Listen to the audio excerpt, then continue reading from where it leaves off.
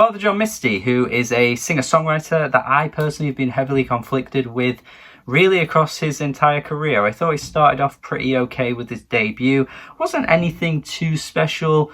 The track, I think, is it called I'm Writing a Novel? I'm writing a novel. That was alright. But then I think he really came through and shined on I Love You Honey Bear. It wasn't a perfect album. It was an album that has grown off me a little bit over time, but I think when it hit, it really hit.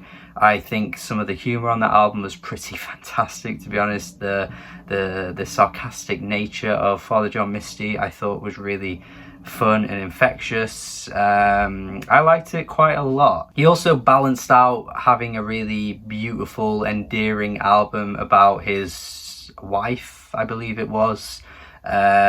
Just such a nice album that just really poured love into someone else, and he did it in a way that wasn't too, cheesy or anything like that. It was endearing, it was well made. But then after that, the next two albums I just find to be absolute duds, to be honest. I thought God's Favorite Customer was definitely an improvement over Pure Comedy, but Pure Comedy, man, oh my days, sitting through that shit for as long as it was, just Father John Misty singing spokeny, wordy things over like the most basic piano instrumentals you could imagine.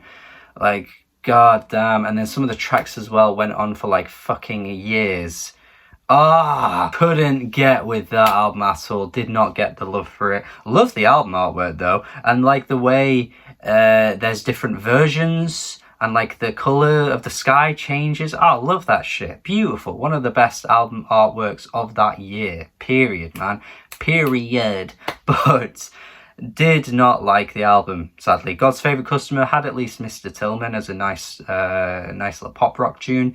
But yeah, still wasn't that keen on it. Just think, since Pure Comedy, he's kind of been a bit overly pretentious with his writing, and the music itself is not interesting me whatsoever. However, he has come out with an album that I think is an improvement on both. Not as good as I Love You Honey Bear, I don't think, but Chloë and the Next 20th Century, I think is pretty good. I think he's picked some instrumentals and some musical ideas this time around really well, and he is singing on music that I think fits his voice really naturally. It's kind of crazy to think that he's not done an album like this just yet. It's the only time he's really done an album like this, because he sounds right at home. The opening track, Chloë, really bringing back some of that humor that I like Father John Misty bringing to the table as well. But the incredibly cabaret, traditional instrumental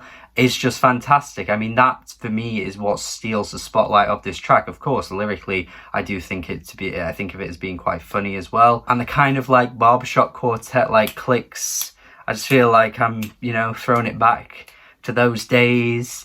Ba ba ba ba ba ba ba ba ba ba ba ba. I could just imagine that popping through in the vocals at one point. Some of the lines as well, I think it's really funny, where he says how Ben's Adrine's supposed to address your shopliftings, anybody's guess. I think that's a really funny line. I quite like as well how he's talking about this girl as if everyone abhors her, but then he's like, well, I actually adore you. I just think there's quite a sweetness in that.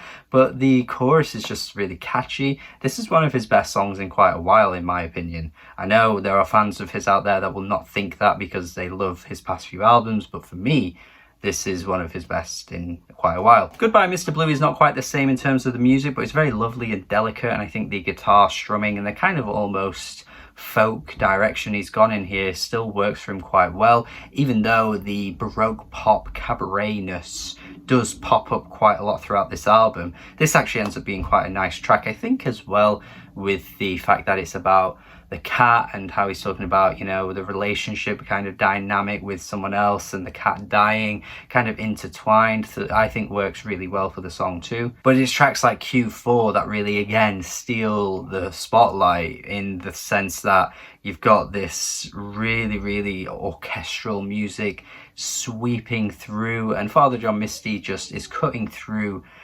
so nicely, just so smoothly as well. I think these two worlds coming together is a really good match. He even goes for some like samba, bossa nova type stuff, the swingy jazz pop on Olvidado. Like, he's singing in a different language as well. This guy's just really casual about it on this album. He's just bringing in these new ideas and just sounds really fresh, bringing them to the table. The pained voice in Buddy Rendevoir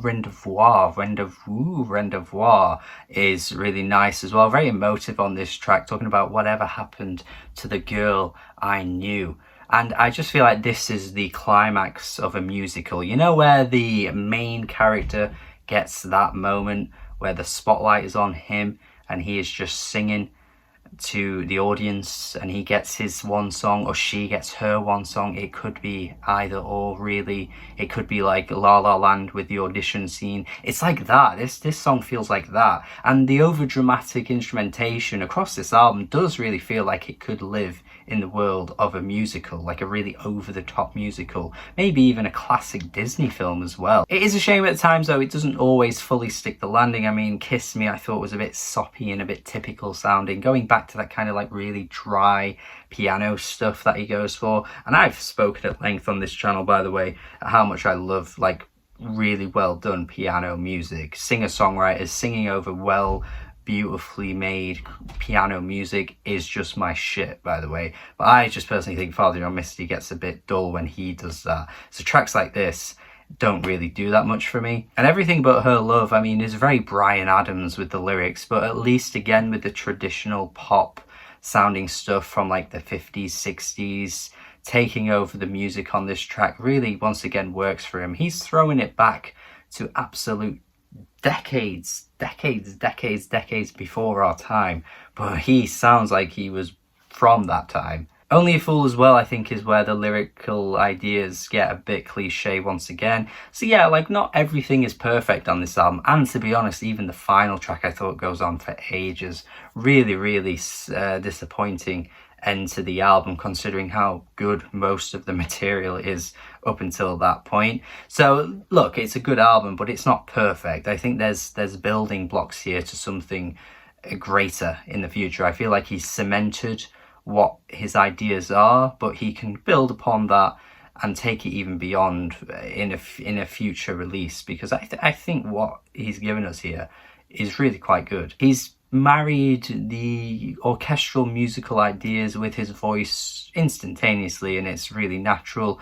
Some of the lyrical ideas across the album actually are really good, despite the fact that there are quite a lot of cliche ideas as well. Like, there's a lot to kind of grow from here, but I think for now this is pretty good, and probably my favorite out of his last three.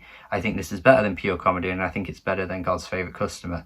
Maybe an unpopular opinion amongst his fans, but that's just me. I think this is a pretty good album. 6 out of 10 from me. That is where I'm at. Thank you for watching. As always, subscribe if you have not already. Let me know your thoughts in the comments. Do have a good day, and goodbye.